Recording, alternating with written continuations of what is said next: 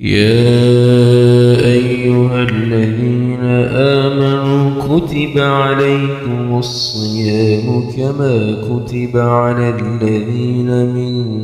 قبلكم لعلكم تتقون أياما معدودات فمن كان منكم مريضا أو على سفر فعدة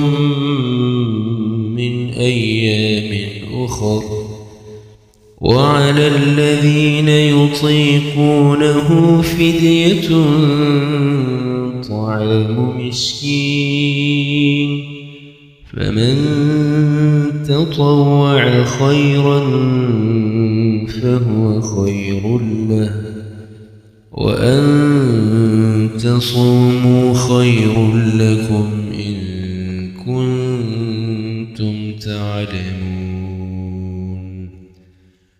شهر رمضان الذي أنزل فيه القرآن هدى للناس وبينات من الهدى والفرقان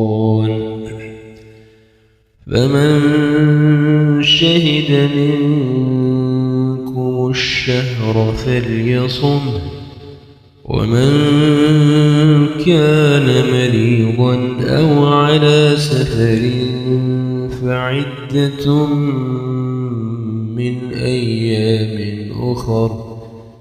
يريد الله بكم اليسر ولا يريد بكم العسر ولتكملوا العدة ولتكبروا الله على ما هداكم ولعلكم تشكرون وإذا سألك عبادي عني فإني قريب أجيب دعوة الداع إذا دعاني